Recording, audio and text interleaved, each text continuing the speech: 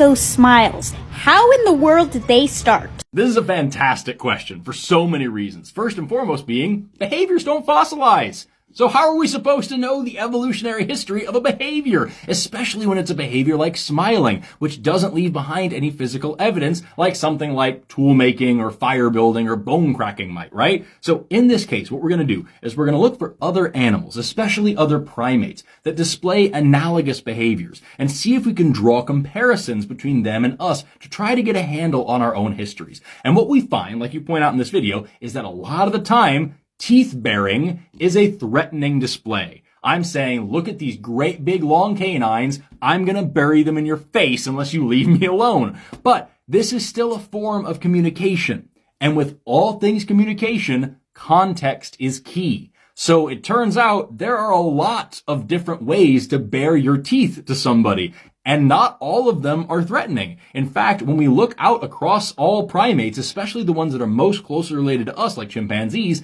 smiling, not flashing the canines, but smiling like you and I would, is a submissive behavior.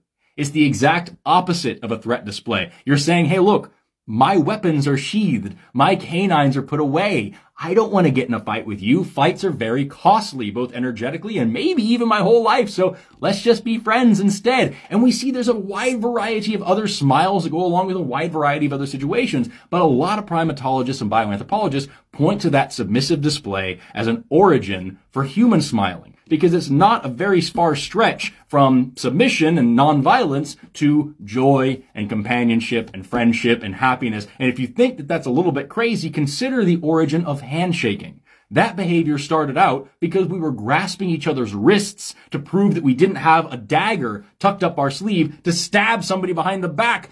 But now, very few people carry daggers anymore. But we still shake hands as a display of goodwill and of friendship and of getting to know each other and building trust. The behavior outlived its original utility and now has a totally new meaning that's way deeper than what it was originally invented for. And similarly, we haven't had big long canines for a couple million years, and yet we still smile. And every culture knows how to smile. There's differences of opinion on when and for how long it's appropriate to smile, but even babies who are born blind smile when they're happy. Everybody knows how to do it. The behavior outlived the phenotype that brought it about. And that's just freaking awesome to think about. Thank you so much for asking this question. It was a lot of fun to answer. Bye-bye!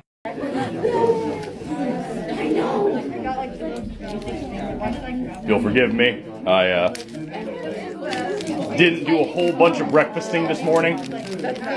So I have to try to catch up now. No, Forrest!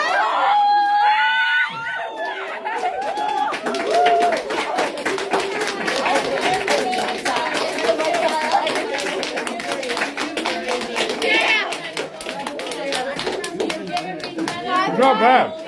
I didn't arrest him. What am I? Arrest him. Get out. Where do I go stand, guys? Better to eat them like that.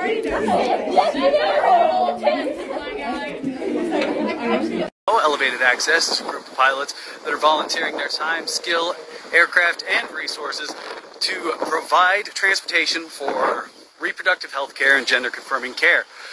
It genuinely warms my heart to see that while our politicians continue to use human rights as props in this little pageant that they've been putting on, pretending to represent literally anybody else besides just billionaires, there's still real people on the ground, or I guess in this case, in the air, who are willing to put their skills to work to ensure that everybody gets the dignity that they deserve. And notice I say skills, not money or resources or anything like that, because all too often, we like to pretend like we're just not rich enough, or famous enough, or powerful enough, or influential enough to make a real difference. When the truth of the matter is, there is a place for every single one of us where our talents and our passions perfectly align with what humanity needs the most right now. And it may take a long time and a lot of hard thinking to figure out exactly where that place is, but I always say, if you want to find yourself, the best place to start is by losing yourself in the service of other people. That's how I found education. That's how I found science. That's how I found online content creation. These are all things that I love that help me make what I think is a positive change. And the craziest thing to think about is that over the next 20 years, I probably won't do half as much good as that guy's going to do in the next 6 months, making sure that people have access to health care.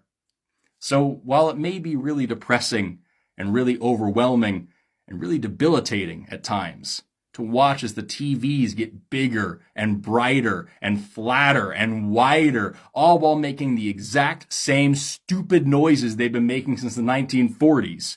Who is it okay to discriminate against, and is science real?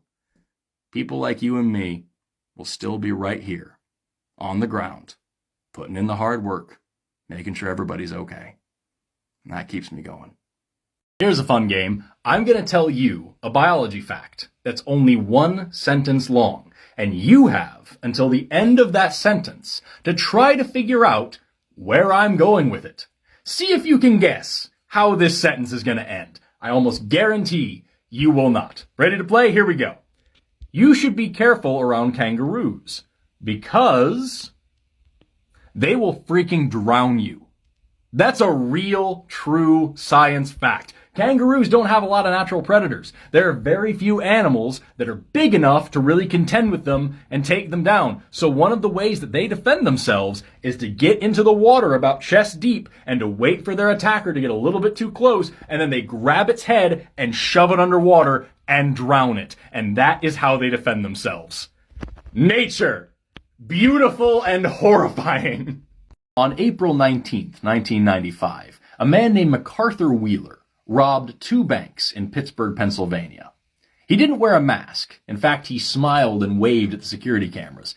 But what he did do to conceal his identity was smear lemon juice all over his face, because he had heard that lemon juice is used to make invisible ink, and so he assumed that it would turn his face invisible as well. He even attempted to calm and reassure one of the bank tellers by telling her, "Don't be scared. I have a face. It's just invisible right now." Needless to say, the police caught him pretty quickly, and when they showed him the security camera footage of him robbing the banks with his face on full display, he stared at the videos completely flabbergasted, shaking his head in disbelief and saying, "But I wore the juice."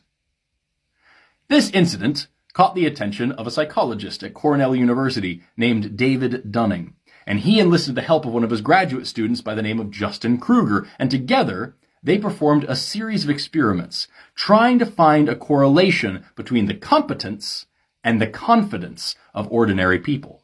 And what they found was that over and over in a variety of different situations, the people who knew just a little bit about a topic tended to think that they were experts in that area.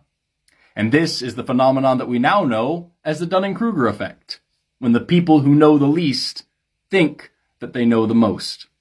So next time you see somebody arguing with a doctor or a scientist about how masks don't work, or evolution makes no sense, or vaccines aren't safe, or the earth is actually flat, or that volcanoes are ancient giant trees, just remember, those people know just a little bit of science, and they're running with it. They're not crazy, but they might think that lemons can turn them invisible.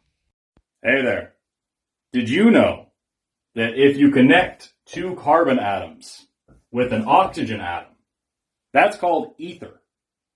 And did you know that 2 carbon atoms surrounded by hydrogens like this, just connected to each other, that's called ethane. So if you were to attach 2 carbon atoms hanging off the side of any old molecule, you would call that an ethyl group, because it's ethane hanging off the side. So theoretically, you could attach 2 ethyl groups onto an ether like that, and you would call that diethyl ether. Or you could just call it the ether bunny.